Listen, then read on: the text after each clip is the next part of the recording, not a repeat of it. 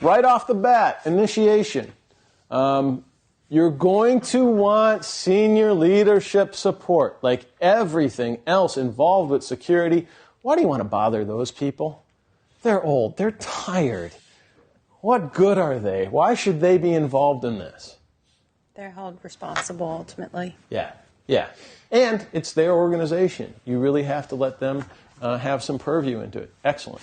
You're going to figure out how big it's going to be, what it is you want to be able to do, what the assumptions are. How much is your budget? How many people are you going to have staffing this thing? How long are you going to want it to take to be able to have this plan in place, and what's it going to look like at the end? Again, get that senior management. They're essential. They are essential. How do you do it? How do you convince senior management that it is essential? This is a good way to do it. Take the probability of something bad happening. You take the amount, the value of what that would be if it did happen as a single instance, and that's your cost of creating a plan that would obviate those things. Is it difficult, again, to quantify some of these things? Probability, is that difficult to quantify? How do you quantify an event happening? A disastrous event. What are some good methods that you could use for that? Historical data. Good.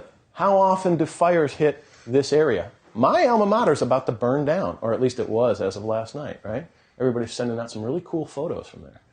That's pretty impressive. How often does it happen in this industry? How often does it happen to people who have configurations like we do? How do you quantify the amount of damage? What are some of the ways you might do that? What's the best way to quantify it?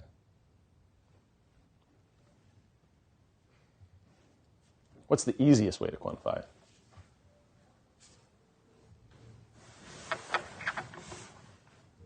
Let the regulators do it for you.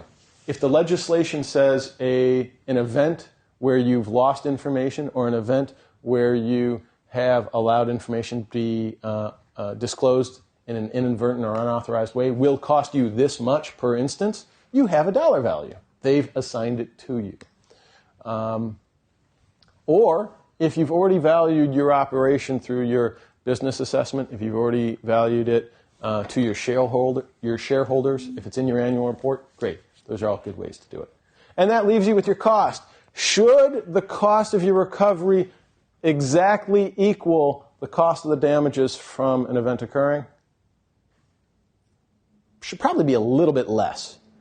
You shouldn't be swapping apples for oranges. You should be able to get away with some amount of risk, and management will be the ones who determine what that risk is. You're also risking your reputation. Again, what good is reputation to an organization, especially a for-profit company?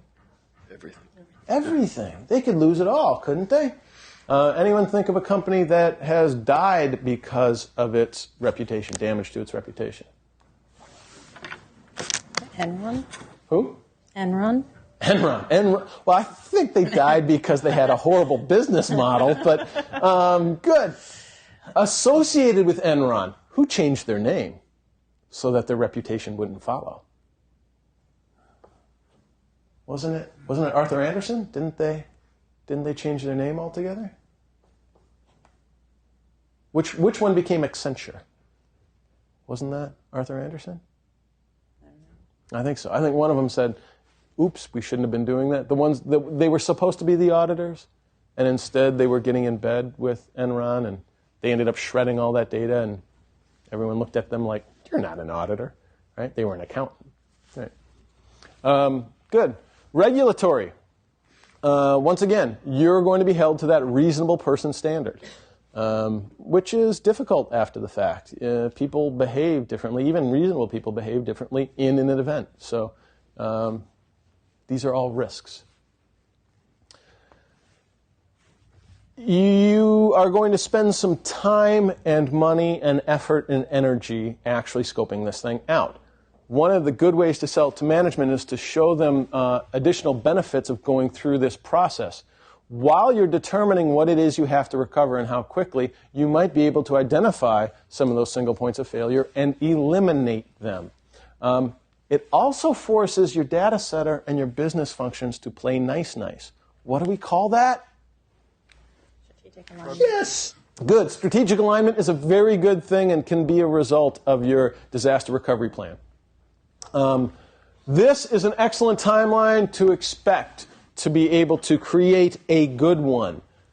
How long does it take? What's the longest one here? An entire year. That's a lot of work. That's a long-term project for something that is definitely not a profit center, right? Is it worth it? Quite often, yeah. Good. So what are your requirements? You want senior leaders, again, to buy into it. More importantly, you want leaders of each department or division to sign off on the fact that they are responsible for the BCP for their entity. And they should do this annually. Why are we making them do that? People take it a lot more seriously when their name is associated with it, don't they? We're holding their feet to the fire. They are going to be literally responsible for it, legally responsible for it. They've accepted the liability for being that reasonable person. Forces them to actually take part in it and treat it seriously.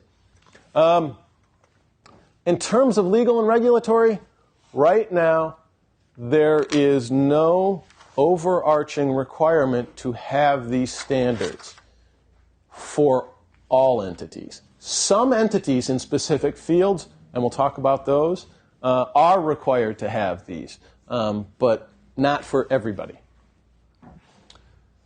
10 practice areas that you as the professional involved in disaster recovery and business continuity should be familiar with or know about. You should be able to take part in the initiation and management. You should be able to help them do that, the creation, the standards, the senior management buy-in for the program.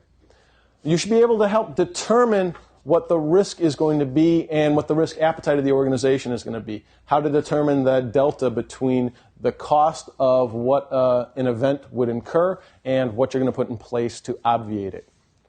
You're going to do that business impact analysis. You're going to assist management and business owners in finding out what the critical paths are for the organization. Right here, you're trying to determine what it is your business does that it could not live without for specific lengths of time. What might be in here and what might not be in here? Give me some examples of both. Gabriel, what might be critical, what might not be critical?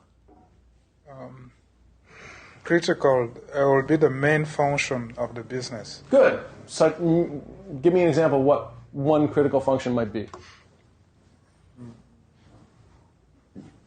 Let's say for an e-business, Yes. the company, the servers must be available to the customers. Good. Have to be able to take customer orders. Probably have to be able to process customer orders. Probably have to be able to process credit cards. And you probably have to be able to do delivery too, right? You probably have to be able to ship product. Those are critical if you are in e-commerce. Good. Mike, can you think of one that's not critical? Same example, e-commerce. What would be a function that you could live without for a few days? Instant messaging. Okay, all right. Especially internal, right? If it's not customer facing. Internal, right. Okay, good. Matt, can you think of another one? Telephones. Good. If you're not taking orders over the phone, right? Good. How about HR? That whole department, send them home, right? I hate saying that about HR. They're very nice people. They keep us, safe in a different way. But yeah, could we live without them for a few days if we're still feeding our customers? Probably. Good. Business continuity strategies. How are we going to go about doing it? Is there one size fits all for an organization? Of course not. There's a bunch of different pricing, a bunch of different ways to go about it. We're going to talk about some of those. You as a professional should be aware of them. Emergency response. The best way to behave in an emergency is to have that plan. Having that checklist is like having a life preserver. It's something you can turn to. It's comfortable. You trust the checklist. And it gives you things that even while you're panicking, you can go through and check each one, right? Feels good. Gail, you're almost ready to laugh at the checklist. Why? What's wrong with my checklist? Nothing's wrong with your checklist. I'm just thinking back to some of the projects where we've been planning for disaster recovery, and jokingly, one of the team members said something to the effect, and Jay might remember this, raise your hands above your head, run around in concentric circles. Like screaming. Panic. That was the... Yeah. It's always management's responsibility. Yeah. Yes, Step number yes. one, Good. management should. Good. Yeah, act like a Muppet. Yeah. That would be, very good. Very good. I like that. That should be on every checklist. You should have at least for 30 seconds, and then allow them to come back in. Good. Good. You should be able to actually write the plan. That should be part of your job as the security professional. You should be able to coach other users and personnel in the implementation of such, including those members of the team who are going to be part of that process. Should be able to maintain and test it out. And there's different methods for doing that. And we're going to talk about what those are, too. Why public relations? Why public relations? Why in the world would you be telling the public that you're having an event? Isn't that a bad thing? Isn't that going to hurt your reputation?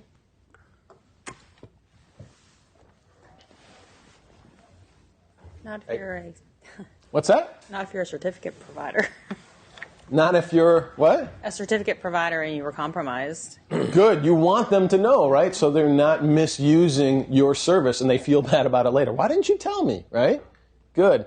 We talked about an earlier example this week. Anybody remember a company that did really good while they were having a crisis? Tylenol. Johnson & Johnson. They stepped out in front of it.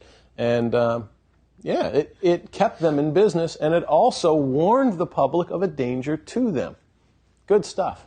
And you want to coordinate with public authorities, such as who? What kind of public authorities? Your mayor? Police, fire, depending on the nature of the event. Absolutely. First responders, these are good. Sometimes regulators, depending on the nature of your business or your organization. When we do environmental consulting, we have to work with the Water Board. We have to work with the Department of Toxic Substances Control. It's California, and the authorities have huge purview into these things.